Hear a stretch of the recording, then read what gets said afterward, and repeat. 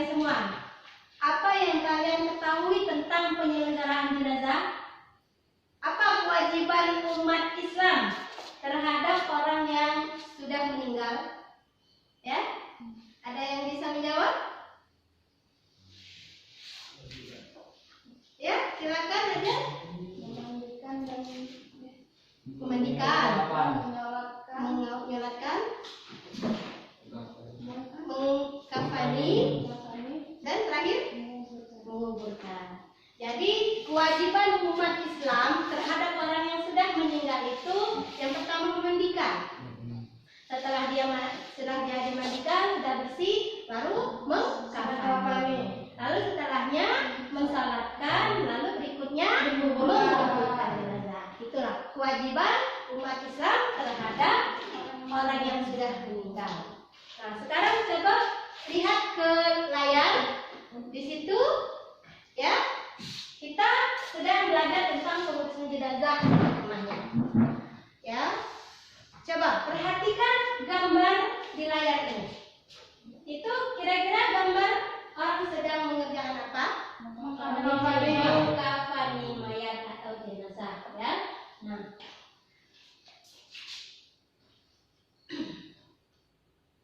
tujuan pembelajaran ini supaya kita bisa mengetahui tata cara memandikan jenazah, mengkafani jenazah, mensalatkan jenazah, dan menguburkan jenazah. Ya, supaya kita tahu kewajiban kita sebagai umat Islam. Ya.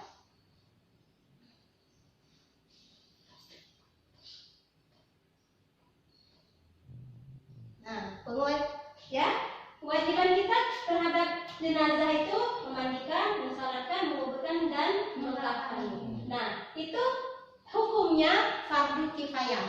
Nah, ada yang tahu fardu kifayah itu apa? Fardu kifayah?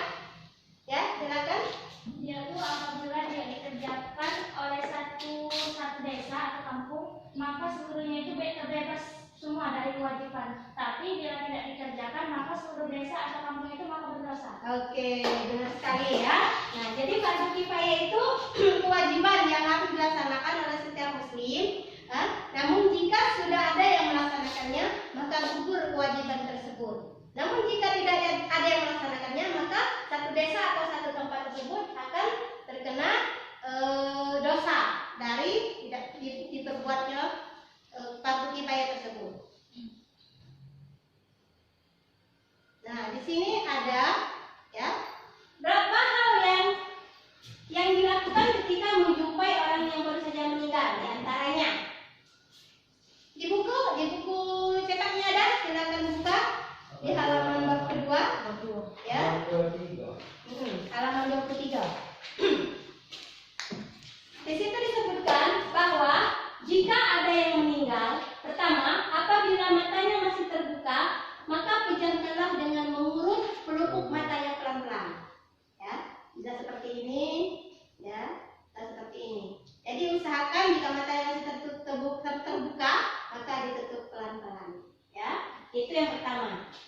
Yang kedua, jika mulutnya masih terbuka, maka ikatlah dengan selendang. Jadi jika ada mayat tersebut, maka ikatlah dari ini ke sini, diikat, supaya mulutnya tidak terbuka. Karena jika dia dibiarkan terbuka, maka proses mayat tersebut akan mengeras, maka akan terbuka selamanya. Jadi pada saat dia akan meninggal atau barusan meninggal mulut terbuka, maka dikatupkan seperti ini, diikat, lalu diikat atasnya dengan selendang atau dengan kain. Yang berikutnya, tutuplah seluruh tubuh jenazah dengan kain sebagai penghormatan. Ya, jadi walaupun ada orang yang sudah meninggal, ya, kita usahakan untuk menghormatinya dengan cara menutup tubuhnya seluruhnya dengan kain, ya, tubuhnya seluruhnya dengan kain. Itu sebagai wujud penghormatan kita kepada orang yang sudah meninggal. Dasar hukumnya tadi disebutkan tadi fardu kifayah, ya, sudah terjelaskan.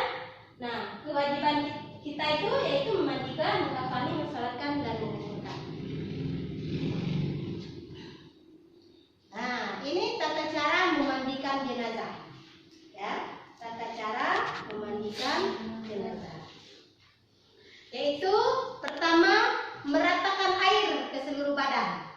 Jadi jenazah tersebut ya ditempatkan di tempat yang rata, ya ditempatkan di tempat yang rata. Lalu kita siramkan. Yang pertama siram dengan air yang bersih, ya. Lalu kemudian setelah itu kita siram lagi dengan air sabun. Jadi ada air bersih, ada air sabun, ada air mawar. Biasa itu untuk mengharumkan ya. Nah, selama kita membersihkan air sabun itu, kita bersihkan. Mungkin matanya masih ada kotorannya, hidungnya dengan kata kita bersihkan juga, telinganya juga kita bersihkan, ya. Usahakan perutnya, kepalanya diangkat ke atas, lalu perutnya ditekan-tekan. Supaya apa? Supaya kotoran yang masih melekat pada tubuh mayat atau jenazah itu keluar. Ya. Lalu sela-sela jarinya juga dibersihkan. Siapa yang memandikannya? Kira-kira? Keluarganya, ya. Jika dia istri maka suaminya dan anaknya. Ya, itu. Lalu setelahnya memulai dari yang kanan. Jadi kita siram dengan yang kanan dulu, setelahnya baru yang kiri. Lalu setelah selesai dari air sabun kita siram lagi dengan air bersih. Kemudian kita wudhukan seperti wudhu biasa. Ada yang memakai juga di kalangan beberapa daerah itu memakainya dengan air 9 istilahnya ya. Tapi yang jelas dengan air sabun, dengan air bersih, lalu terakhir diwudhukan. Ya, itu. Lalu berikutnya niat memandikan jenazah. Ya, bisa terbaca di sini? Saya perbesar ya, niat memandikan jenazah. Apa itu bacanya? Nawaitul, ya, nawaitul ghusla adaan an hadzal mayyiti lillahi ta'ala. Jadi sebelum memandikan jenazah, orang yang memandikan jenazah itu jika untuk mayat laki-laki, ya dia membaca nawaitul ghusla adaan an hadzal mayyiti lillahi ta'ala. Itu untuk mayat laki-laki. Dan kemudian untuk mayat perempuan, ya, nawaitul ghusla adaan an hadzal mayyitati lillahi ta'ala. Ya, coba ada yang bisa membacanya? Ya, silakan. Nawaitul ghusla adaan an hadzal mayyiti lillahi ta'ala. Oke. Yang perempuan, untuk yang perempuan. Nawaitu. Ayo, Mesa. Nawaitul ghusla. Ya, ini.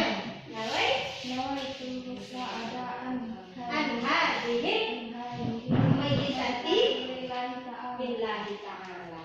Ya. Yang berikutnya, ya, setelah kita memandikan jenazah, ya, berikutnya kita mengkafankan jenazah. Mengkafankan jenazah itu, ya, ada perbedaan. Untuk perempuan itu 5 lapis kain, dan untuk laki-laki 3 lapis kain. Yang 2 itu yang kerudung, ya, kerudung dan juga bajunya, ya, itu tambahan lapisannya, ya. Cara mengkafani jenazah di sini, letakkan jenazah yang sudah dimandikan di atas hamparan kafan yang sudah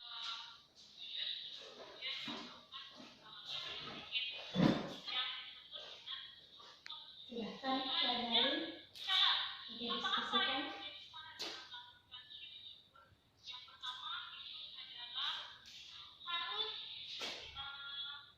Ya. Setelah kita mengadakan diskusi tadi dan mempelajari materi tentang penyelenggaraan jenazah, ada yang mau mempresentasikan materi yang saya sampaikan tadi dari kelompok 1? Ada? Ya? Ada yang mau mempresentasikan? Oh ya, silakan. Rahman ya, dari kelompok mana? Kelompok 2. Silakan Rahman ya, silakan maju. Teman-teman perhatikan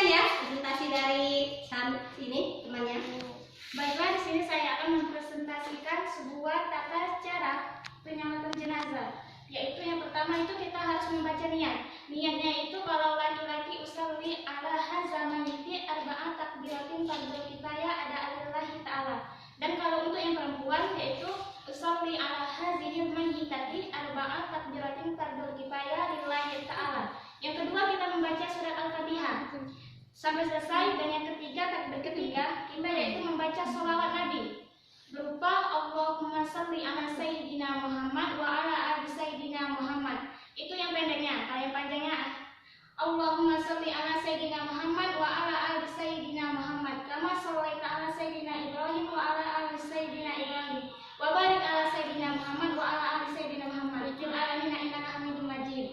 Takbir yang keempat takbir yang ketiga yaitu membaca doa Allahumma firlahu warhamhu wa'afihi wa'fu anhu. Dan yang terakhir yaitu takbir yang keempat Allahumma la tahrimna ajrahu wa la taftinna ba'dahu wa ghfir lana wa lahu. Dan yang terakhir yaitu salam ke kanan dan ke kiri. Oke, terima kasih ya. Terima kasih, itulah presentasi dari Ananda Rahma. Ucapkan terima kasih. Ini saja materi dari saya ya, dari Ibu. Kalau ada yang ingin bertanya, nanti kita buka forum diskusi untuk materi berikutnya ya.